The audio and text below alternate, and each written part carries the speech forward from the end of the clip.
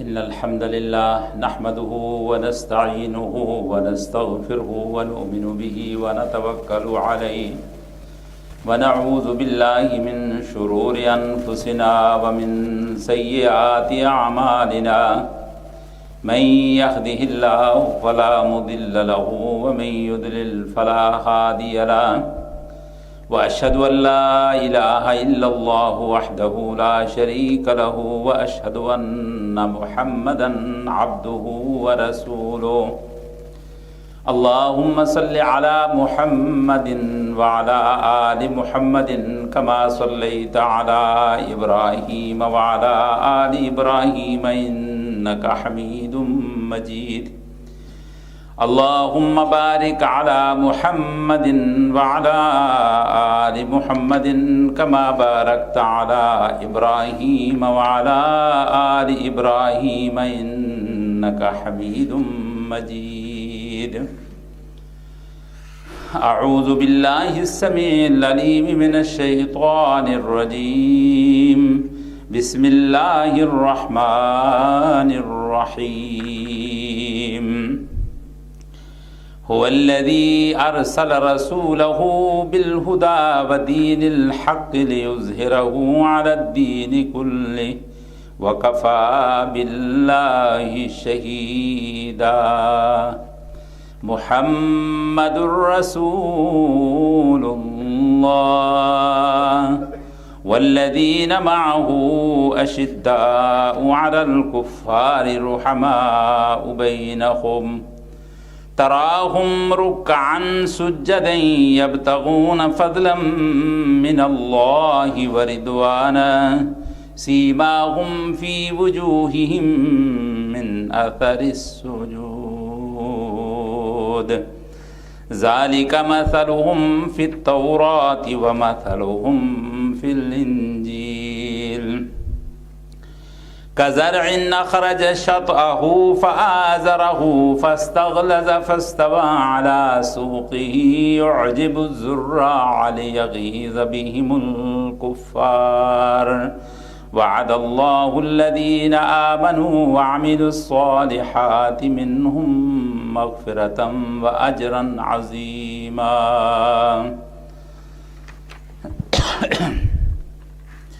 ہم سے پہلے تھا عجب تیرے جہاں کا منظر کہیں مسجود تھے پتھر کہیں معبود شجر خوگر پیکر محسوس تھی انسان کی نظر مانتا پھر اندیکھے خدا کو کیوں کر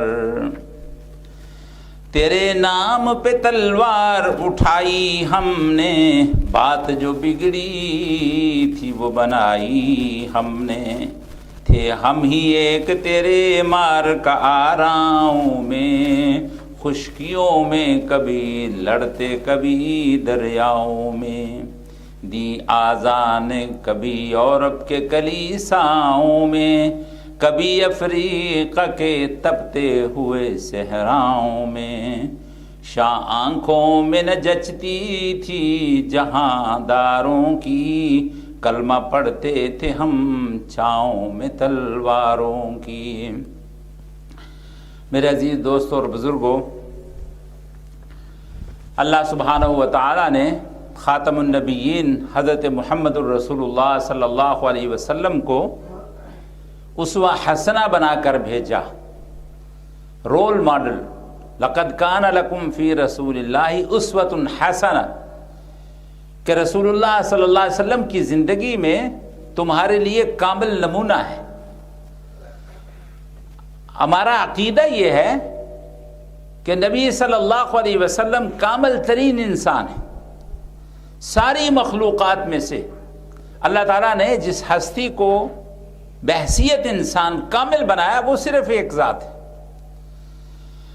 اور وہ خاتم ہے خاتم النبیین ہے نبی صلی اللہ علیہ وسلم سے پہلے جتنے بھی نبی آتے تھے وہ آخر میں یہی کہتے تھے کہ ہمارے بعد فلاں نبی آنے والا ہے اور اس نبی کے آنے کے بعد وہ اعلان کرتا کہ میں اس کے بعد آیا ہوں یہ ایک آنر تھا، اعزاز تھا کہ محمد صلی اللہ علیہ وسلم سے پہلے آنے والا ہر نبی پہلے نبی کا نمائندہ ہوتا اور اس کی بشارت کی وجہ سے آتا۔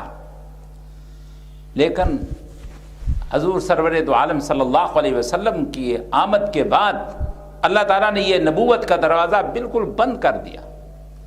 جو پہلے آتا تھا حضور کی بعثت سے وہ نبی ہوتا تھا، وہ اللہ کے بہترین بندوں میں سے ہوتا تھا، لیکن حضور کے بعد اگر کوئی نبوت کا دعویٰ کرے تو وہ دجال اور کذاب ہے۔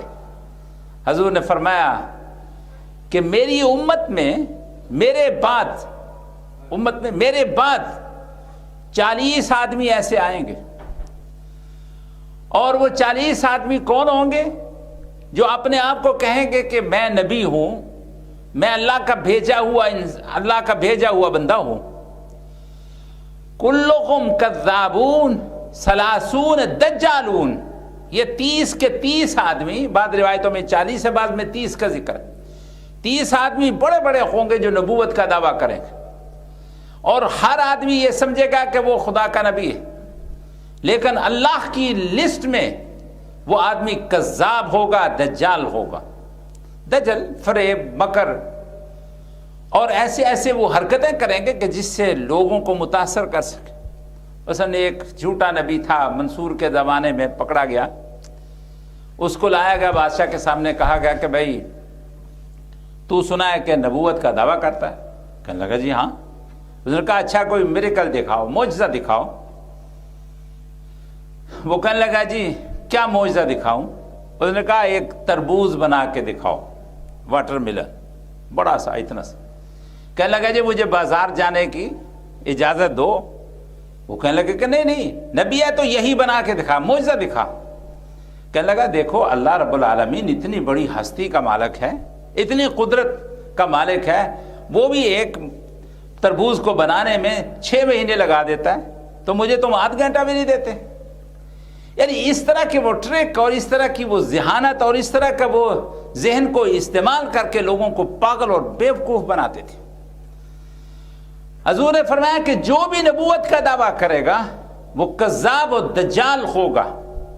اب یہ چیز ہمارے لیے ایک سوچنے کی ہے، کیونکہ حضور صلی اللہ علیہ وسلم کو آخر دم تک، قیامت تک کے لیے اللہ نے خاتم النبیین بنایا، اور جس طرح حضور کی ذات کامل ہے، اکمل ہے، حضور کے بعد کوئی کامل انسان ایسا نہیں ہو سکتا۔ اسی طرح ہر وہ چیز کہ جو نبی صلی اللہ علیہ وسلم کے ساتھ تعلق ہے جس کا، وہ بھی بے مثال دنیا کے اندر بنائی گئی۔ اللہ نے ایسا خاندان آپ کو دیا کہ جس طرح کا خاندان کسی کو نہیں تھا۔ سلسلہ نبوت اتنا زبردست تھا، حضور نے فرمایا میرے خاندان میں شروع سے لے کر آخر تک کوئی بدکار آدمی شامل نہیں ہے۔ ہمارے آباء و اجداد میں ہمیشہ نیک اور صالح، جرت مند اور بہادر لوگ ہوا کرتے تھے۔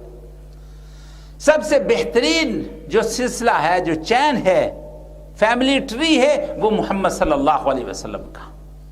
اسی طرح حضور کی تمام کارکردگی، حضور کی فیملی، حضور کے خاندان، یہ سب کے سب منفرد مقام ہے ان کو۔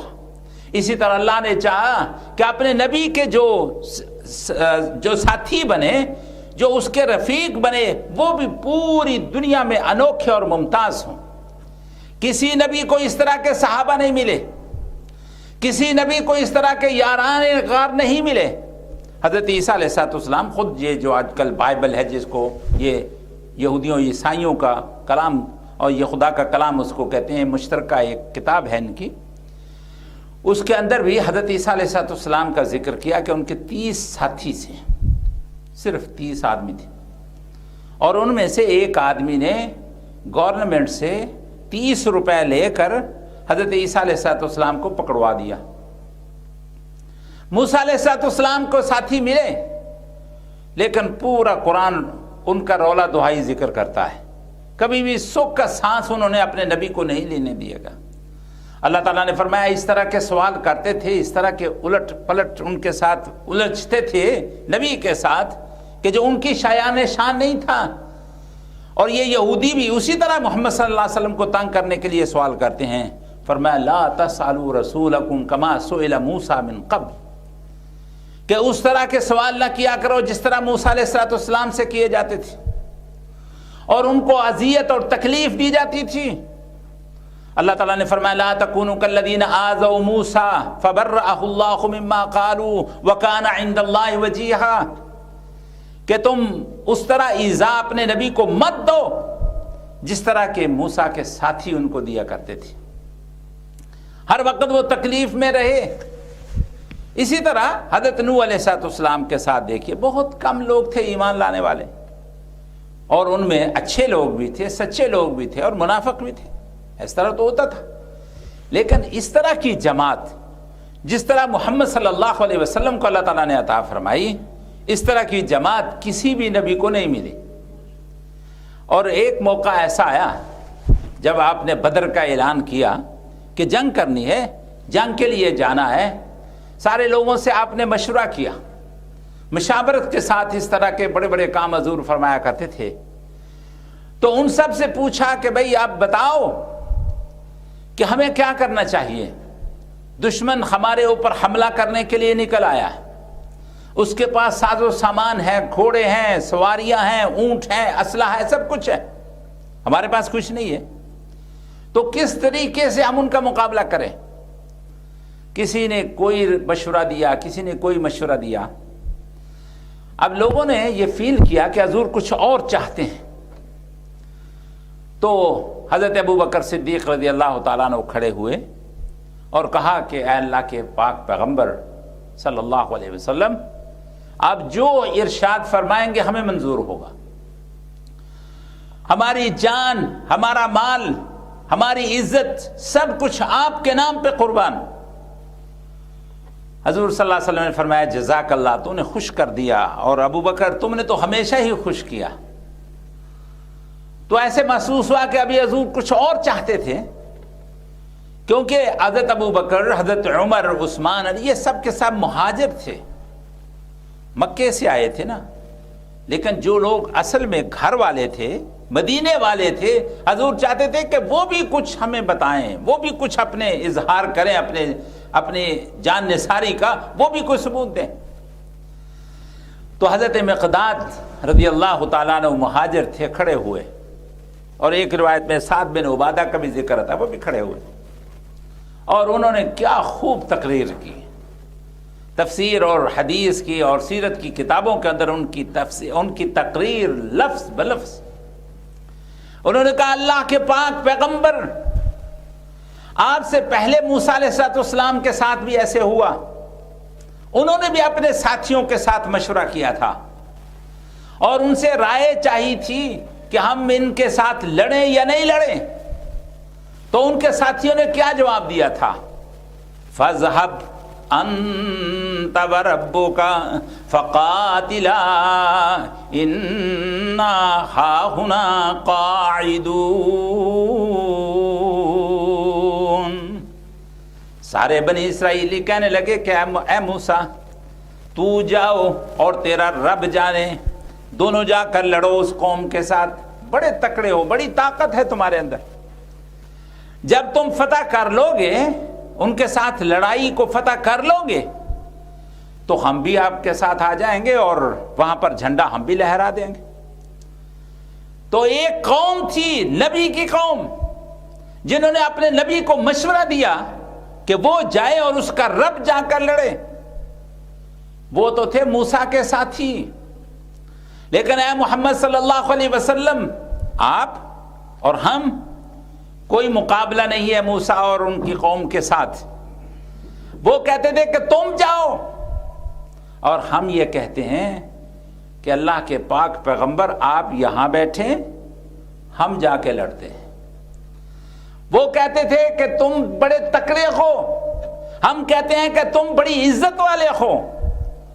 اے اللہ کے پاک پیغمبر، جو چیز آپ ہمارے مال سے لیں گے وہ چیز ہمیں اتنی زیادہ محبوب ہوگی بنسبت اس چیز کے جو آپ ہمارے مال میں سے چھوڑ دیں گے.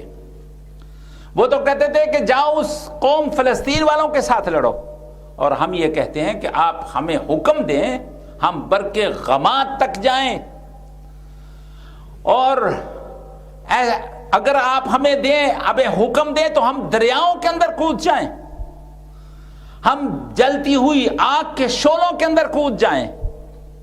برق غمات کا لفظ آتا ہے کہ وہاں تک ہم جانے کے لیے تیار ہیں۔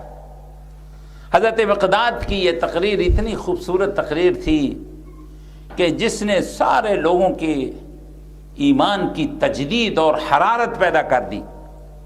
نبی صلی اللہ علیہ وسلم بڑے خوش ہوئے، اور یہ کوئی ایسا واقعہ نہیں ہے، ایک مرتبہ کا واقعہ نہیں ہے۔ جنگ حنین میں بھی جب مکے میں آیا ہے لڑنے کے لیے نبی صلی اللہ علیہ وسلم، اور اللہ تعالیٰ نے آپ کے ہاتھ پر مکہ فتح کر دیا، تو اس کے بعد جلدی ہی دشمنوں نے جمع ہو کر حنین کے موقع پر حضور کو لڑائی کے لیے آمادہ کیا، اور اس وقت بڑی تعداد تھی آپ کے ساتھ بھی، جو نئے نئے مسلمان نوجوان ہوئے تھے مکے میں وہ بھی ساتھ تھے۔ ظاہر ہے نوجوان اتنے محتاط نہیں ہوتے، ڈسپلن اتنا نہیں ہوتا تھا، تو انہوں نے کیا کیا کہ اپنی مرضی سے ہی آگے پیچھے جانا شروع کر دیا۔ تو نتیجہ یہ ہوا کہ وہ جو دشمنوں کا لشکر تھا ان کی تدبیریں کامیاب ہوئیں، اور انہوں نے اتنا یک بارگی حملہ کیا کہ سب کے قدم اکھڑ گئے، لیکن اللہ کے نبی صلی اللہ علیہ وسلم کھڑے ہو رہے، اپنے خچر پر کھڑے ہو گئے۔ حالانکہ جب تیر آ رہے ہوں، گولیاں برس رہی ہوں تو آدمی نیچے چھپ جاتا ہے، لیکن حضور اپنے خچر پر کھڑے ہو گئے، اور آپ نے فرمایا انا النبی لا کذب انا ابن عبد المطلب، کہ لوگو میں اللہ کا نبی ہوں اور اس میں کوئی شک نہیں ہے، اور میں عبد المطلب کا بیٹا ہوں، شجاع کا اور بہادر انسان کا بیٹا ہوں۔ حضور صلی اللہ علیہ وسلم کی اس کیفیت کو دیکھ کر تو دور دور جو لوگ بکھرے ہوئے تھے وہ جمع ہونے شروع ہو گئے کہ جب ہمارا قائد اتنی جرت کے ساتھ کھڑا ہے تو ہمیں کیوں بھاگنے کی کیا ضرورت، کیا مصیبت پڑی ہے؟ سب کے سب جمع ہو گئے۔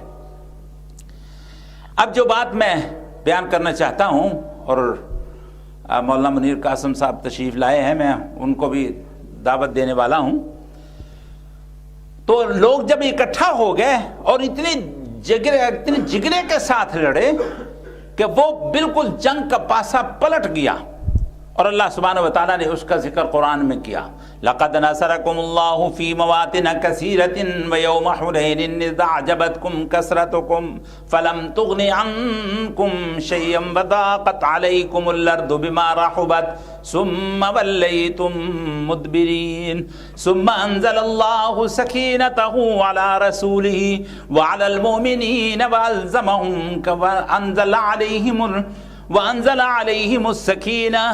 وَأَنزَلَ عَلَيْهِ السَّكِينَةَ وَنَصَرَهُ اللَّهُ، فرمایا کہ جب حنین کے موقع پر اللہ نے تمہاری مدد کی اور اپنے رسول پر سکینت نازل فرما دی۔ یہ سکینت جو اطمینان ہوتا ہے دل کا، اس کا نام ہے۔ تو اللہ تعالیٰ نے ایسا پاسا پلٹ دیا، اور اس کے بعد اتنا جنگ کا مال اتنا اکٹھا ہو گیا۔ نبی صلی اللہ علیہ وسلم نے جو نئے لوگ تھے ان کی دل جوئی کے لیے، یہ بھی حضور نے ہمیں طریقہ بتایا کہ جو نئے لوگ ساتھی شامل ہوں ان کی دل جوئی کرو، مال کے ساتھ، الفاظ کے ساتھ، ہمدردی کے ساتھ۔ حضور نے ان کو دیا، بہت دیا، کسی کو 300 اونٹ، کسی کو 400 چاندی، کسی کو کتنے تولے چاندی سونا، بہت زیادہ جو نئے نئے مسلمان ہوئے تھے ان کو دے دیا۔ تو اب جو یہ بوڑھے تھے نا جو مدینے سے ساتھ آئے تھے، وہ تو بڑے، ان کا تو ایمان بڑا پختہ تھا، ان کے اندر تو یہ بات پیدا نہیں ہوئی کہ بھئی حضور نے ہمیں کیوں نہیں دیا۔ لیکن جو نوجوان تھے مدینے کے وہ کہنے لگے کہ دیکھو مرنے مارنے کے لیے ہم، اور پیسہ جب بانٹنے کا ٹائم آتا ہے تو ان لوگوں کو ترجیح دی جاتی ہے جو کل مسلمان ہوئے۔ نبی صلی اللہ علیہ وسلم کو خبر ملی، حضور بہت اچھے خطیب تھے، انسان کی سائیکالوجی، اس کی نفسیات کو پوری طرح جانتے تھے۔ آپ نے ان سب کو اکٹھا کیا خیموں کے اندر، فرمایا انا سمعت کذا و کذا، میں نے یوں اس طرح کی باتیں سنی ہیں، کیا یہ سچ ہے؟ تو اب وہ شرمندہ تو ہو رہے تھے، یعنی نوجوانوں کی جگہ پر بوڑھے لوگ شرمندہ ہو رہے تھے کہ ہمارے نوجوانوں نے یہ باتیں کہی ہیں. تو کہنے لگے اللہ کے رسول صلی اللہ علیہ وسلم ہم تو خوش ہیں، جو آپ ہمیں دیں، ہم آپ کے لیے کوئی مال کے لیے نہیں آئے، ہم تو ایمان کے تقاضے کو پورا کرنے کے لیے آپ کے ساتھ آئے. نبی صلی اللہ علیہ وسلم نہیں، تم نے سچ نہیں کہا. تمہیں یہ کہنا چاہیے تھا کہ اے محمد صلی اللہ علیہ وسلم، تمہیں اپنے خاندان والوں نے اکیلا چھوڑ دیا، ہم نے تمہاری مدد کی. اپنوں نے تمہیں دیس نکالا دیا، ہم نے اپنے گھر میں آپ کو جگہ دی. انہوں نے آپ کے ساتھ کفر کیا، ہم نے آپ کے ساتھ ایمان لایا. انہوں نے آپ کے سینے سے سب کچھ کھینچ لیا اور ہم نے اپنا سینہ آپ کے لیے پیش کر دیا. جہاں آپ کا پسینہ بہے گا وہاں ہمارا خون بہے گا. تمہیں یوں کہنا چاہیے تھا کہ اے محمد صلی اللہ علیہ وسلم، تمہاری حالت تو یہ ہے کہ تم نے صحیح جواب نہیں دیا. فرمایا کہ دیکھو، یہ لوگ جن کو میں دے رہا ہوں یہ مکے میں رہتے ہیں.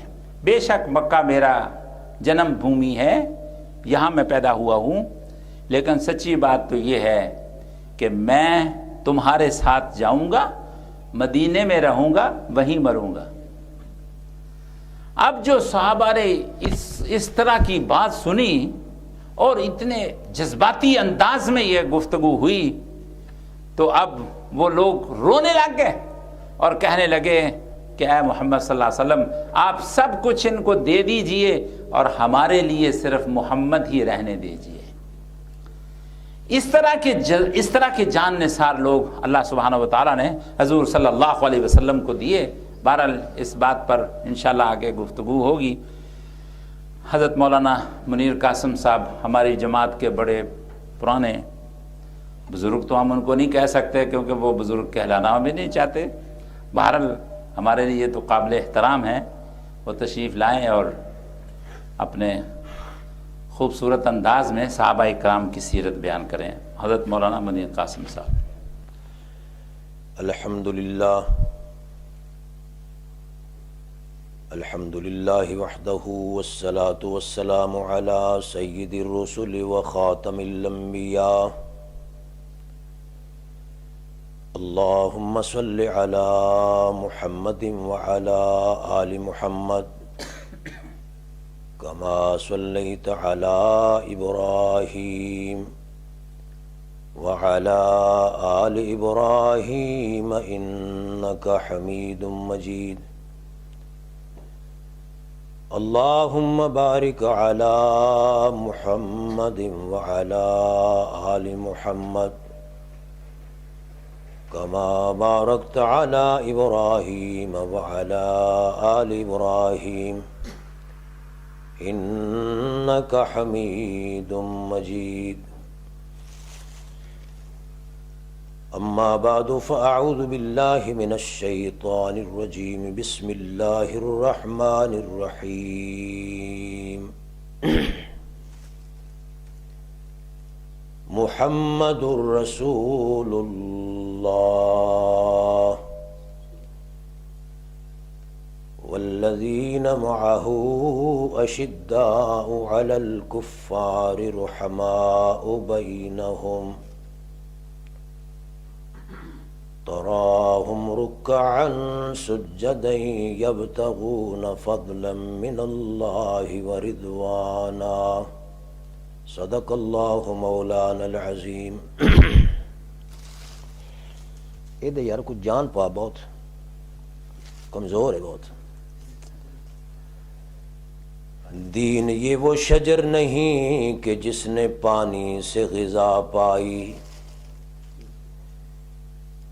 دین یہ وہ شجر نہیں کہ جس نے پانی سے غذا پائی. صحابہ نے دیا خون تو اس نے پرورش پائی. محدث جب بنے والی تو اس میں بہار آئی، اور ہم جب ہوئے ناخلف تو اس کی شکل مرجھائی.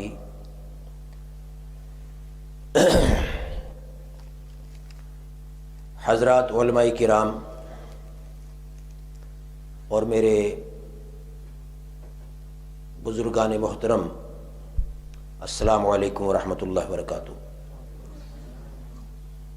حمد و ثنا کے بعد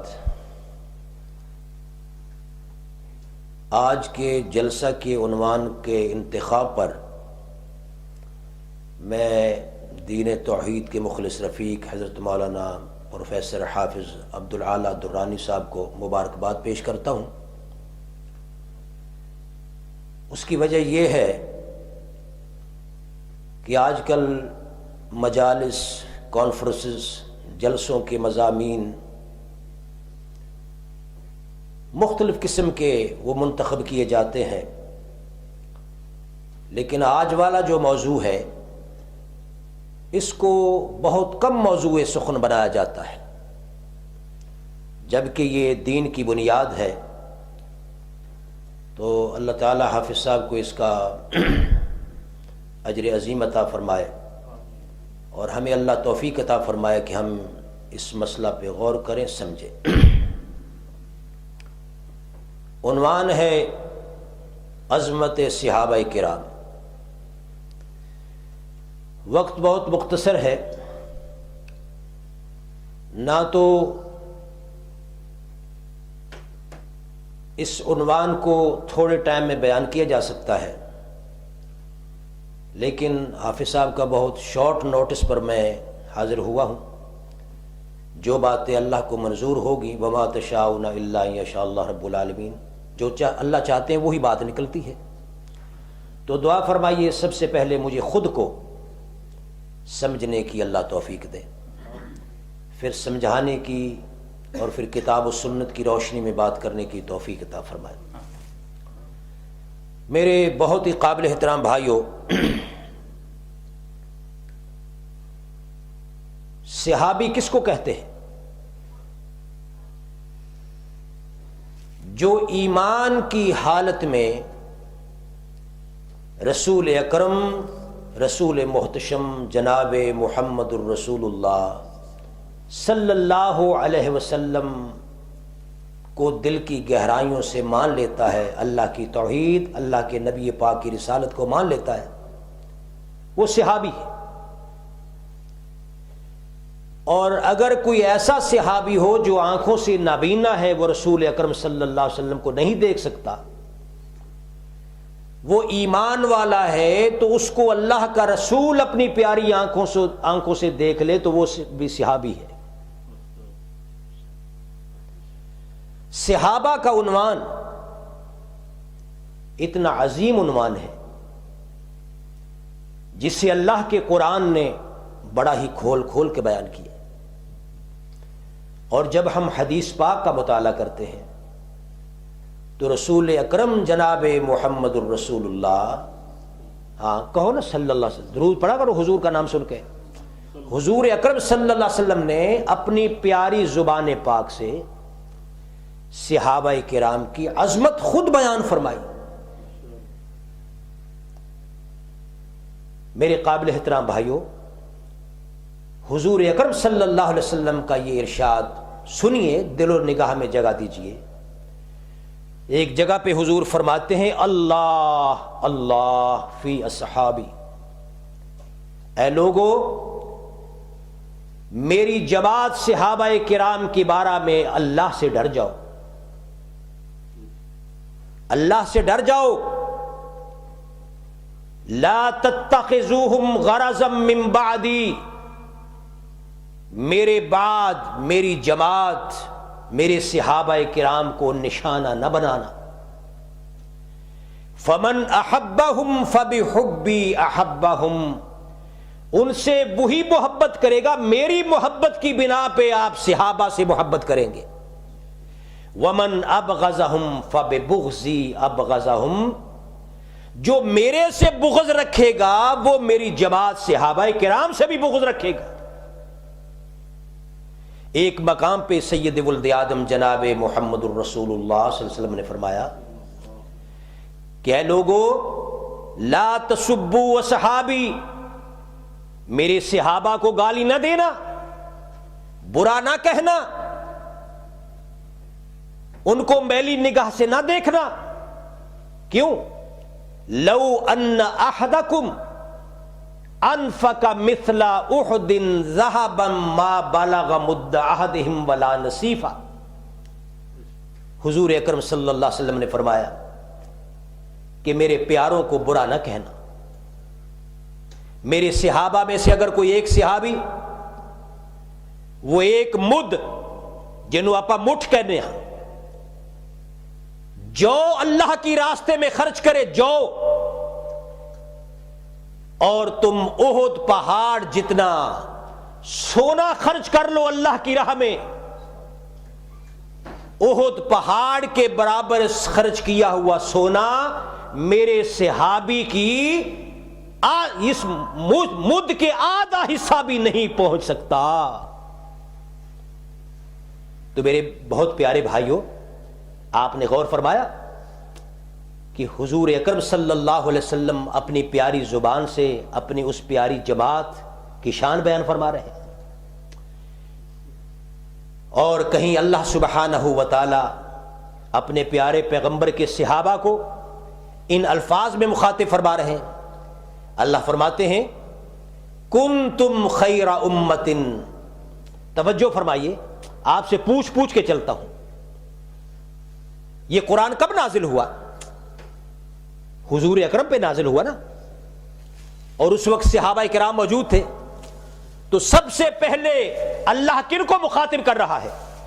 اللہ فرماتے ہیں کنتم خیر امت، تم تو بھلی امت ہو، تم تو بہترین امت ہو. بلا جس امت کو اللہ کا قرآن، اللہ اپنی کلام پاک میں یہ فرمائے کہ کنتم خیر امت، تم تو بہت اچھی امت ہو، اسے کوئی کور باطن برا بھی کہے تو وہ کم ہو سکتی ہے ان کی شان. اللہ فرماتے کنتم خیر امت، تم بہت بھلی امت ہو، اور تم اپنے لیے نہیں بلکہ اخرجت للناس، تمہارا تو معرض وجود میں آنا ہی اس لیے ہے کہ تم لوگوں کو گائیڈ کرنے کے لیے دنیا میں بھیجے گئے ہو.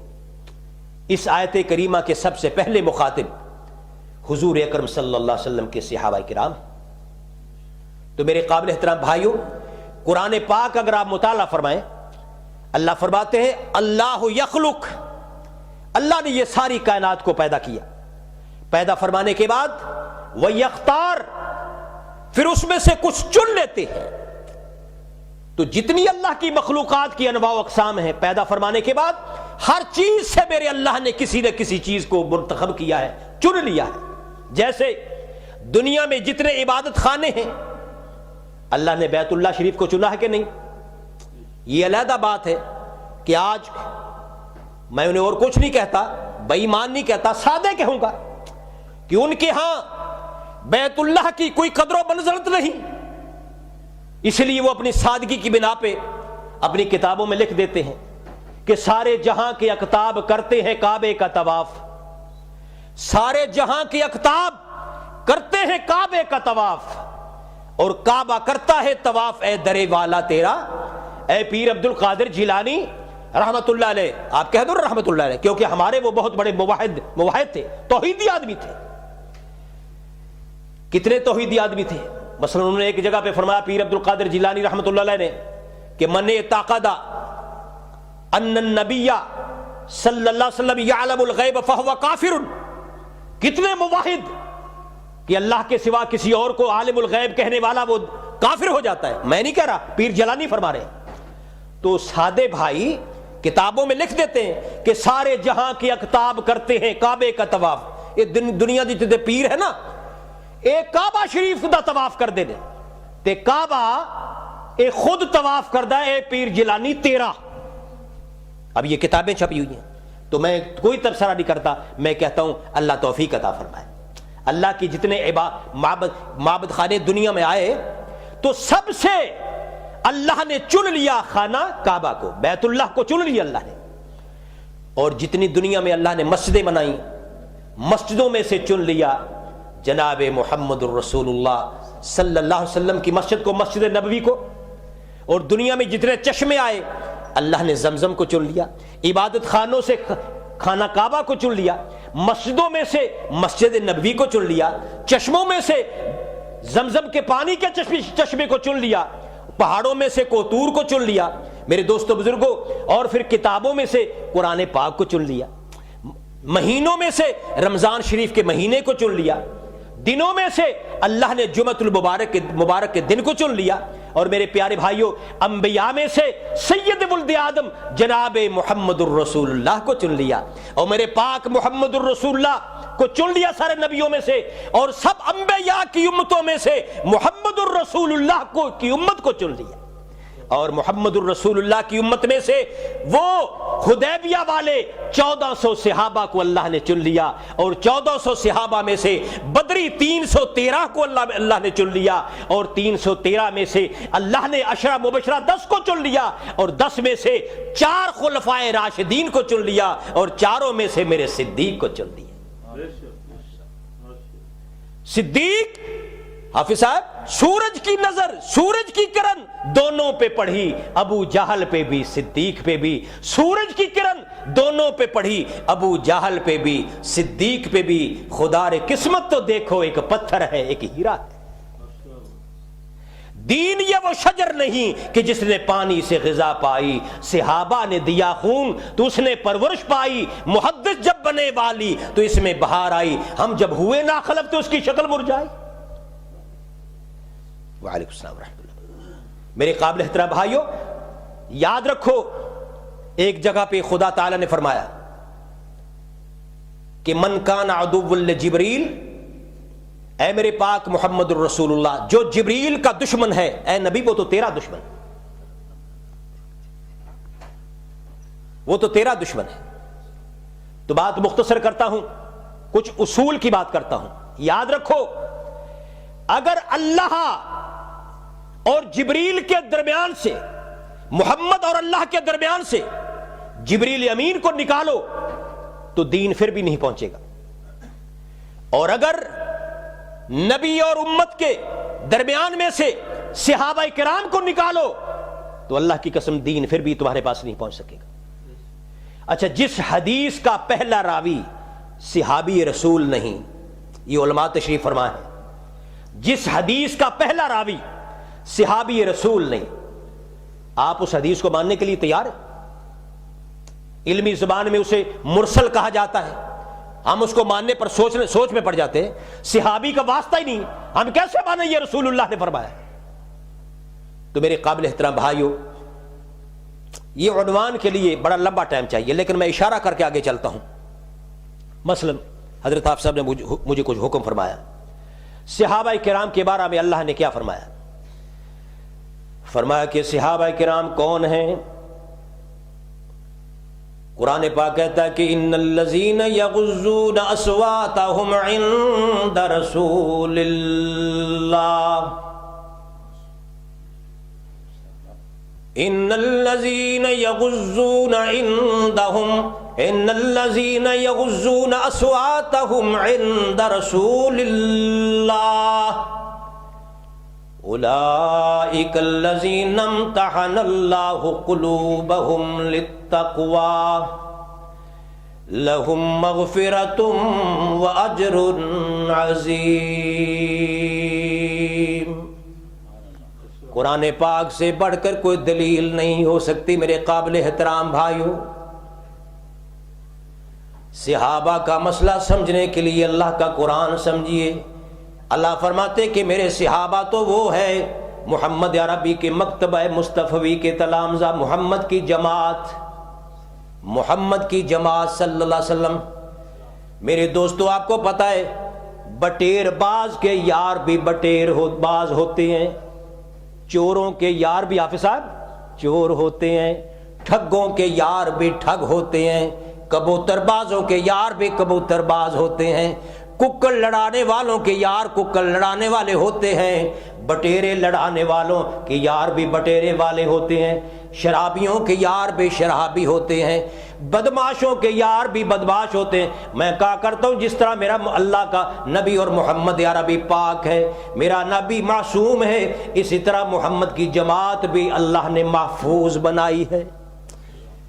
فرمایا کہ میرے نبی کے صحابہ تو وہ ہے خدا کی قسم جب رسول اکرم تشریف فرما ہوا کرتے تھے، اللہ کی قسم میرے آقا کے فرمان جب صحابہ کرام سنتے تھے تو جس طرح آگ پہ پانی چھڑک دیا جاتا ہو، صحابہ کرام پر محمد عربی کے فرمودات کا ایسے اثر ہوا کرتا تھا۔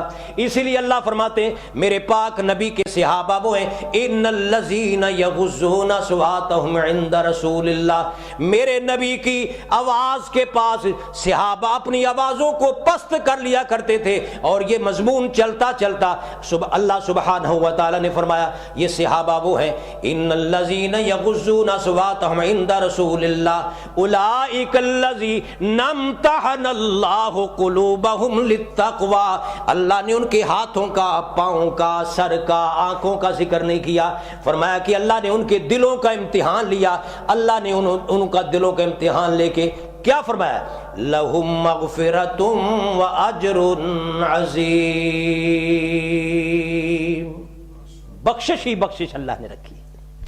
ایک مقام پہ اللہ سبحانہ و تعالیٰ فرماتے محمد الرسول اللہ، او لوگو محمد اللہ کے سچے رسول ہیں، والذین معہ اشداء علی الکفار رحماء بینہم، محمد اللہ کے سچے رسول ہیں، اور وہ جو محمد کے ساتھ ساتھ تھے، بھلا کون تھے محمد کے ساتھ ساتھ؟ بولو تو صحیح، بدر میں کون تھے؟ حافظ صاحب نے صحیح جواب دیا، بدر میں کون تھے؟ احد میں کون تھے؟ خندق میں کون تھے؟ احزاب میں کون تھے؟ تبوک میں کون تھے؟ وہ جو محمد کے ساتھ ساتھ صحابہ کرام، اور کوئی تو ایسے محمد کے ساتھ ساتھ، اللہ کی قسم ہے آج بھی محمد کے ساتھ لیٹے ہوئے۔ کسی نے حضرت زین العابدین بیمار کربلا سے پوچھا کہ صدیق و فاروق کا کیا مقام ہے؟ فرمایا جا جا کے روضہ رسول کا جندرا کھول، جا کے دروازہ دیکھ، اندر جا کے صدیق و فاروق کا مقام دیکھ لے۔ اچھا علماء کرام تشریف فرمائے، ان سے پوچھ لے حضور نے کیا فرمایا، ما بین بیتی و منبری روضۃ من ریاض الجنہ، میرے گھر سے لے کر میرے منبر کے درمیان کیا ہے؟ یہ جنت کا ٹکڑا ہے، یہ جنت کا۔ اور حافظ صاحب میں ایک دن مطالعہ کر رہا تھا، شیعہ بھی یہی مانتے ہیں، شیعہ بھی کہتے ہیں جنت کا ٹکڑا۔ اچھا پھر قرآن پاک کی دوسری آیت سن لیجئے، کافر منافق کا مقام کہاں ہے؟ فرمایا مأواہ جہنم، کافر و منافق کا مقام مأواہ جہنم وساءت مصیرا، کافر اور منافق کا جو مقام ہے وہ جہنم اور بہت برا ٹھکانہ ہے۔ کافر منافق جہنم میں، اور نبی کا گھر روزے، یہ روزے سے لے کر یہ منبر تک جو جگہ ہے یہ کیا ہے؟ جنت کا ٹکڑا۔ تو صدیق و فاروق کام لیٹے ہوئے، وہ تو اب بھی جنت کے ٹکڑے میں لیٹے ہوئے، وہ تو اب بھی جنت میں لیٹے ہوئے ہیں۔ یا نبی کے روزے کو جنت کا ٹکڑا کہنا چھوڑ، یا پھر انہیں جنتی مان۔ کیوں جی؟ یا نبی کے روزے کو جنت کا ٹکڑا کہنا چھوڑ، یا پھر انہیں جنتی مان۔ دونوں میں سے ایک بات تو ماننا۔ کافر منافق کا ٹھکانہ قرآن کہتا جہنم ہے، یہ تو جنت میں ہے۔ تو بیمار کربلا زین العابدین نے ٹھیک کہا، صدیق و فاروق کا مقام دیکھنا، جا روضہ رسول میں دیکھ لے ان کا کتنا مقام ہے۔ اور میرے دوستو صدیق کون ہے؟ ایک مستقل عنوان ہے۔ فرمایا صدیق تو وہ ہے، حضور نے خود فرمایا کہ لوگوں ساری دنیا کے محمد عربی احسان بدلہ اتار چکا ہے، دنیا میں ایک انسان ہے جس کے احسانوں کا بدلہ محمد عربی بھی نہیں دے سکے۔ فاروق اعظم کون ہے؟ فرمایا فاروق اعظم تو وہ ہے، فرمایا عمر ان الشیطان لیخاف منک یا عمر، اور ایک جگہ پہ یہ بات کہی تھی۔ حدیث میں آتا ہے کہ جاءت جاریۃ عند رسول اللہ صلی اللہ علیہ وسلم، آپ بھی کہا کرو نا صلی اللہ علیہ وسلم، جاءت جاریۃ عند رسول اللہ صلی اللہ علیہ وسلم قالت یا رسول اللہ انی نظرت ان ردک اللہ سالما ان اضرب بین یدیک بالدف، یا رسول اللہ میرے آقا میں نے نظر بانی ہے، میں نے نظر، اگر اللہ نے آپ کو جنگ سے واپس صحیح سلامت لٹایا، میں نظر مانتی ہوں کہ میں آپ کے سامنے دف بجاؤں گی۔ تو حضور کو اللہ نے صحیح سلامت واپس لٹایا، تو حضور نے فرمایا ان کنتے نظرتے فضر بھی، اگر تو نے نظر مانی تھی تو پھر فضر بھی بجا لے۔ فہی جالت، شروع ہو گئی، فدخل ابو بکر، فہی جالت، وہ شروع رہی، اور کوئی صحابہ آئے، فہی جالت، اس نے اپنا کام جاری رکھا، فلما دخل عمر رضی اللہ تعالیٰ عنہ القد الدف تحت استیا، اس نے اپنے یہ پاؤں کے نیچے چھپا لیا دف کو، اور میرے آقا جناب محمد رسول اللہ نے یہ منظر دیکھا۔ منظر دیکھنے کے بعد فاروق اعظم کے بارے میں حضور نے فرمایا، اے عمر ان الشیطان لیخاف منک یا عمر، عمر تجھے تو دیکھ کے شیطان بھی راستہ چھوڑ جایا کرتا ہے۔ کہاں یاد آگے حضرت خطیب پاکستان، لوگ انہیں خطیب کہتے ہیں، میں انہیں الخطیب کہا کرتا ہوں۔ حضرت خطیب پاکستان حضرت شیخ پوری رحمت اللہ علیہ، حضرت شیخ پوری رحمت اللہ علیہ نے فرمایا، لوگوں جو عمر سے بھاگے گا سدھا قبر وچ جائے گا۔ خطیب پاکستان فرمایا کرتے تھے، کہاں بھاگو گے کو عمر سے؟ جب بچے کو لے کے تو سکول جاتا ہے، اگو ماسٹر پوچھتا ہے تیرے بچے دی کنی عمر ہے، اگے پھر عمر اگے میرے آگے اے بچیاں دی عمر، بڈھیاں دی عمر، بچیاں دی عمر، ماں دی عمر، پیو دی عمر، بھانجیاں دی عمر، بھتیجیاں دی عمر، چھوٹیاں دی عمر، وڈیاں دی عمر، اور جتھے عمر نہیں ہوتے موت ہے، جتھے موت نہیں ہوتے عمر ہے۔ تو اللہ کی قسم رسول اکرم نے فرمایا کہ ان الشیطان لیخاف منک یا عمر، اے عمر تجھے تو دیکھ کے شیطان بھاگ جاتا۔ میں ابھی 1 مہینہ پہلے ایک کتاب کا مطالعہ کر رہا تھا، العیاذ باللہ، میرے گھر میں بریڈ فورڈ موجود ہے کتاب، اگر کوئی دیکھنا چاہے تو چونکہ ریکارڈ ہو رہا ہے تو میں ساتھ ہی کہتا ہوں، اگر کوئی دیکھنا چاہے تو کتاب میرے گھر بریڈ فورڈ موجود ہے، العیاذ باللہ۔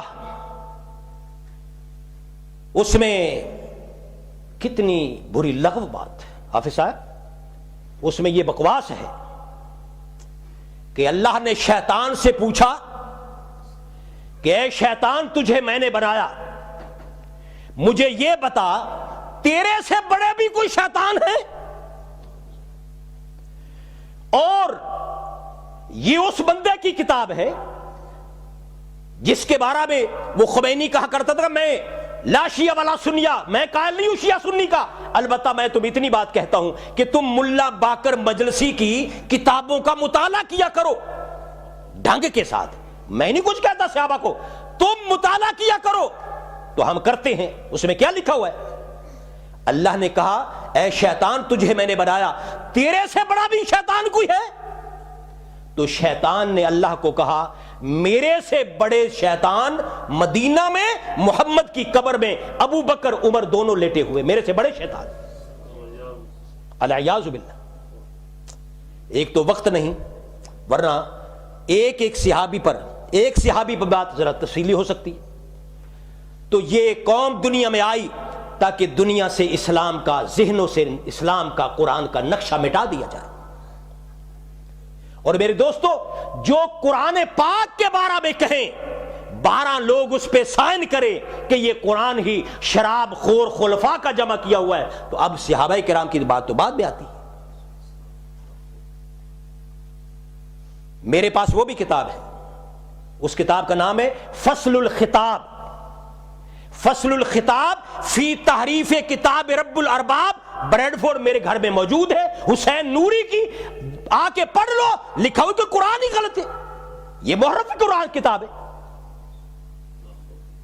میں یہ نہیں کہتا کہ کتاب میرے پاس نہیں کہیں اور نہیں، میرے پاس ہیں جو میں حوالے دے رہا ہوں، آ کے میرے گھر آپ دیکھ سکتے ہو۔ بھئی جو قرآن پاک کو صحیح نہ مانے اللہ کی کتاب، صحابہ کرام کا تو مسئلہ بعد میں آتا ہے۔ تو یاد رکھیے صحابہ کرام کی وہ ذوات ہیں جن کے بارے میں اللہ کے قرآن نے کہا۔ مثلا ایک جگہ پہ اللہ نے فرمایا، اللہ فرماتے کہ رضی اللہ عنہم ورضوا عنہ، لوگوں صحابہ کا مسئلہ قرآن پاک نے حل کر دیا ہے۔ فرمایا کہ رضی اللہ عنہم ورضوا عنہ، او لوگوں ناراض رہو یا خوش رہو، صحابہ تو وہ ہیں کہ اللہ فرماتے ہیں میں ان پہ راضی ہو گیا ہوں، وہ اللہ پہ راضی ہو گئے۔ ملنگ ناراض رہے۔ میں مطالعہ کر رہا تھا، حضرت امام الہند حضرت ابوالکلام آزاد رحمۃ اللہ علیہ وہ فرما رہے تھے کہ یہ کیا ہوا کہ رضی اللہ عنہم، اللہ تعالیٰ ان پہ راضی ہو گیا، صحابہ کرام پر۔ وہ کیسے راضی ہوئے؟ امام الہند فرماتے ہیں ان کے راضی ہونے کا مطلب یہ کہ جب حضرت خبیب رضی اللہ تعالیٰ عنہ کو سولی پہ چڑھایا گیا تو بامر مجبوری سولی پہ نہیں چڑھے، بلکہ سولی کے پھندے کو چوم کے انہوں نے سولی پر چڑھنے کے لیے تیار ہوئے۔ امام الہند فرماتے ہیں صحابہ نے دین کے لیے تکلیفیں کھائی ہیں، مجبوری کے لیے نہیں، بلکہ ان تکلیفوں کو قبول کر کے دل و دل کی محبت کے ساتھ انہوں نے قبول کیا۔ اللہ میاں اس لیے تو حضرت خبیب کہتے ہیں کہ وَلَسْتُ بَالِي حِينَ أُقْتَلُ مُسْلِمًا، میرے مولا مجھے کوئی پرواہ نہیں، اگر میری جان دین توحید پہ جا رہی ہو تو میرے سے بڑھ کے خوش نصیب کون ہو سکتا ہے؟ انہوں نے دین توحید کی خاطر جو تکلیفیں کاٹی ہیں، ہجرتیں کی ہیں، مکہ سے گئے ہیں اور ان کے سینے پہ پتھر رکھے جا رہے ہیں، گھسیٹا جا رہا ہے، بامر مجبوری نہیں بلکہ انہوں نے تو محبت کے ساتھ چوم کے گلے میں ڈال لیے، پھندوں کو ڈال لیا ہے۔ اللہ ان پہ راضی ہو گیا ہے اور وہ اللہ پہ راضی ہو گئے۔ کس کس صحابی کی بات کروں؟ سیدنا فاروق اعظم رضی اللہ تعالیٰ عنہ، جب ایمان قرآن انہیں نصیب ہوتا ہے، بہن کہتی بھائی جان لمبا واقعہ ہے، میں ایک بات وہاں سے کرتا ہوں، بہن کہتی بھائی جان تشریف رکھو، کچھ آپ غور و فکر کرنا شروع کر دیا آپ نے، کچھ میرے پاس کھانا تو کھا لو۔ فرمانے لگا بہن اب بیٹھنے کے لیے میں ہرگز تیار نہیں، کیوں؟ اس لیے میں جلدی جانا چاہتا ہوں اس محمد عربی کی خدمت میں اس زندگی پہ لعنت بھیجتا ہوں جو محمد عربی کی جدائی میں زندگی گزرے۔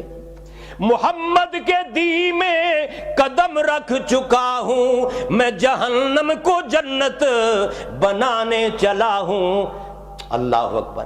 محمد کے دی میں قدم رکھ چکا ہوں، میں جہنم کو جنت بنانے چلا ہوں، خلوص محبت سے لبریز ہو کر نئی ایک دنیا بسانے چلا ہوں۔ میں تیرے پاس بیٹھنے کے لیے تیار نہیں، میں تجھ لعنت بھیجتا ہوں زندگی پر جو محمد عربی کی جدائی میں گزرے۔ فاروق اعظم وہ ذات گرامی جب محمد عربی کے پاس پہنچتے، سرکار دو عالم صلی اللہ علیہ وسلم کھڑے ہو کے جھٹکا دیتے، عمر تجھے کیا خیال ہے تو اس وقت تک نہیں میرے پاس آئے گا جب تک کو کھٹکھٹانے والی تجھے اپنے مقام پہ نہ پہنچا دے، اور میرے نبی کے پاس پہنچ کر اسی وقت ایمان قبول کرتے۔ فاروق اعظم وہ ذات ہے جس کے آنے پہ محمد الرسول اللہ نعرہ تکبیر لگائی۔ اللہ اکبر کبیرہ والحمدللہ کثیرہ۔ میرے دوستو وقت اجازت نہیں دیتا، میں نے تھوڑے سے چند باتیں پیش کی ہیں، اللہ تعالی ہمیں صحابہ کرام کی محبت نصیب فرمائے۔ آخری بات سن لیجئے، سب سے بڑا لوگوں کا دشمنوں کا سوال یہ ہے کہ حضرت فاطمہ الزہرا نے مطالبہ کیا تھا کہ میرا باغ دے دو، باغ فدق۔ صدیق اکبر فاطمہ الزہرا کا باغ کھا گیا، العیاذ باللہ۔ کہتے ہیں کہ فاطمہ الزہرا کسی اور کو ساتھ لے کے باغ کا جا کے مطالبہ کیا، اور آگے صدیق نے ایک بات بنا لی۔ میرا سوال یہ ہے کہ وہ خلیفہ مان کے گئے تھے کہ بن مانے؟ وہ خلیفہ مان کے گئے تھے یا بن مانے؟ بولو نا، مان کے، کیونکہ فیصلہ تو خلافت نے کرنا تھا۔ اگر وہ مان کے گئے سن تو انہوں پیڑ پہ تھی، اور اگر خلیفہ نہیں مان کے گئے تھے تو لین کی گئے سن۔ نہیں سمجھے گل؟ خلیفہ ماننا ہے تو بھی مانو، اور نہیں ماننا تو لین کی گئے۔ میرے دوستو یہ صحابہ کرام کے خلاف ایک سازش ہے، اللہ تعالی ہمیں اس سے محفوظ فرمائے اور صحابہ کی محبت نصیب فرمائے۔ وآخر دعوانا الحمدللہ رب العالمین۔